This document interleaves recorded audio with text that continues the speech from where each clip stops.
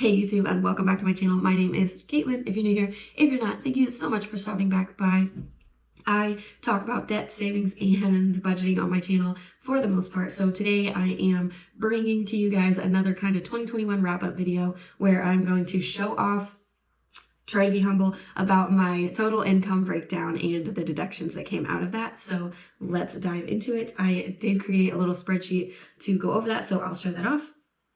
So here on the left side, we have just a table of all of the income sources I had that I at least tracked. So there may have been some very, very small things that came from cash that I didn't put in here, but I tried to include even the cash stuff. So anywho, I included my credit card cash back that I got out, and I know that's not the full amount that I earned in the year, but I used it on some stuff, and so I didn't really get to use it as cash back. I paid off credit card. Anyway, it was hard to track. So I had $270 I am attributing to credit card cash back that I used to pay off my Jeep with. And then diet bet winnings, $204. I did a focus group and a bunch of Google opinion rewards, which make up surveys. And then I did some local work, which was making resumes, hanging out and helping out at a local event. And those opportunities kind of came to me through my partner, which was really awesome. He's great. Then we get into all of my paychecks. For the most part throughout the year, my gross paycheck pay was about $1,900. I had a few paychecks in the beginning of the year pre-raise. Then I got my annual raise for 2021, which was in March. And then at the end of this year, they decided to do my raise early instead of doing it in March like normal. So I won't get a raise in March. I already got that raise. So my income changed a couple of times this year, which is just phenomenal. I'm very, very grateful. But that made it to where by the end of the year, my gross pay jumped up to $2,200. It was a very significant increase. It was about 13%. So life is good. And so that is 26 paychecks right there. And then I did sell some stuff, so just on the side, selling old things, trying to get rid of the stuff. I sold clay earrings that I created a couple of times just to local people. I don't have a website, and I don't think I'm going to turn it into a business yet, but we will see. Sold some clothes, sold an old phone, and then I did get the stimulus checks for COVID because I barely qualified for those at the time. And then tax refund, I got a little bit from state and federal, just about $150 total. And then I did get some work bonuses, and I include those here as separate from the paychecks because some of them actually come separately, but they were mostly Amazon gift cards.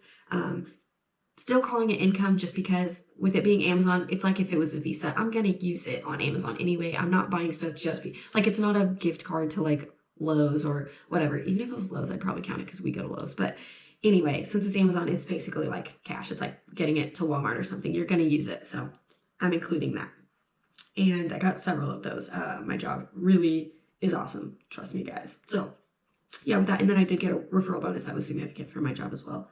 And this is all pre-tax. Again, this is my gross income. So with that, I did put them into categories. So between paychecks, I got $51,520. Work bonuses was about $3,200, which is wow.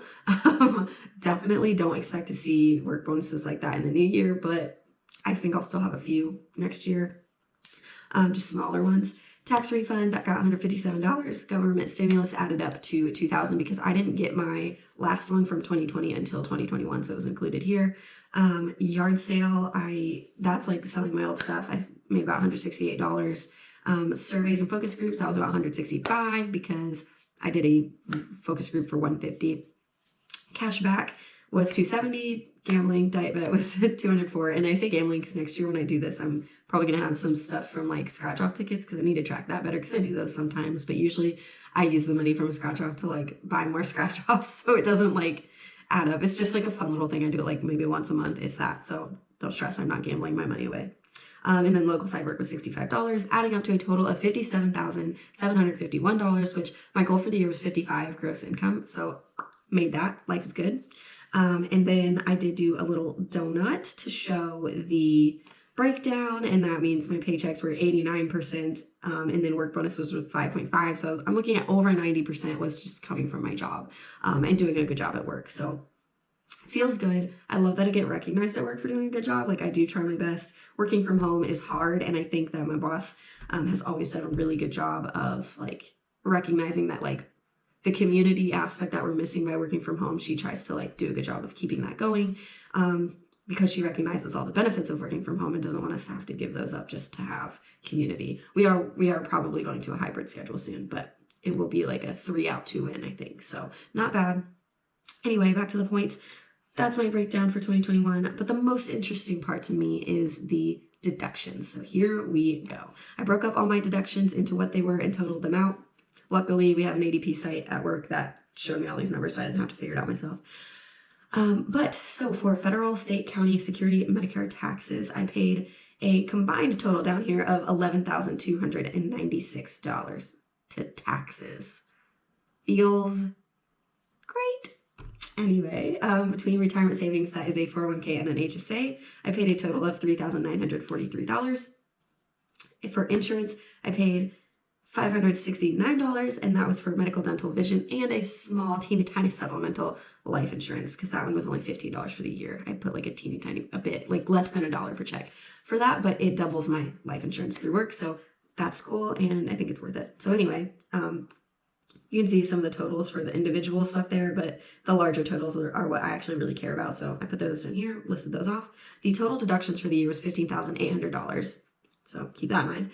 And then my take-home pay here, not listed as of monies, is $41,923. So that was awesome. And a lot of that did go into savings too, between like IRA and savings funds and stuff, and just the house and paying off debt. So I really felt like I did a great job with that money that came in. But I also included my employer contributions because that is part of my total compensation through work, and I think it's valuable to see how much your job is really paying you, because that does count, and they have to consider that when they decide how much to pay you. So I actually got $2,700 from my 401k match and $450 as a wellness incentive to my health savings account, which is really cool. That brought my total income for the whole year up to like $60,000, and I like that. So cool, right? Anyway, we'll look at my donut now and see that my deductions versus my take-home pay, I had 19.6% going to taxes. Again, that's over $11,000 to taxes, so that's cool. Retirement savings was about 6.8%, and then I did do post-tax retirement savings as well in an IRA, so that bumps that up. Plus, I'm not including the 401k match here, so I definitely think I got like closer to 10% total, which is good. Insurance was 1%, and then my take-home was 72%. So not too shabby on the take-home, but let me just say, I am a full supporter of taxes, 100%. Love taxes. Great. Fix my roads. Love it. Our road out here, it's taken care of. Now, do we live on a road where there are some important county people? Yes, we do. But still, it's fine. We have good roads. Other people might not, but some of the money goes to roads, right? Some of it goes to Medicare, which I think is great because that takes care of my mom.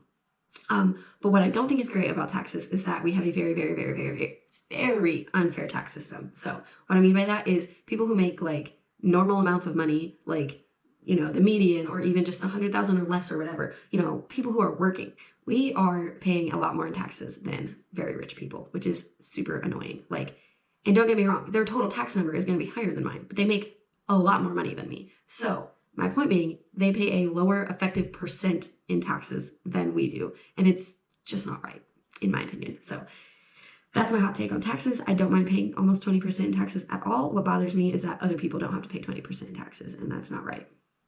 So that's why I cringe when I see the number, but at the same time, I fully support taking care of each other as a country. And if that means taxing me to make sure that my mom gets health care, I'm good with that.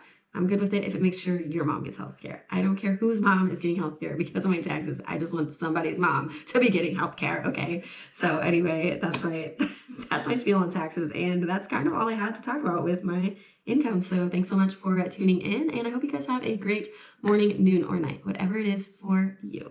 And I'll catch you in the next one.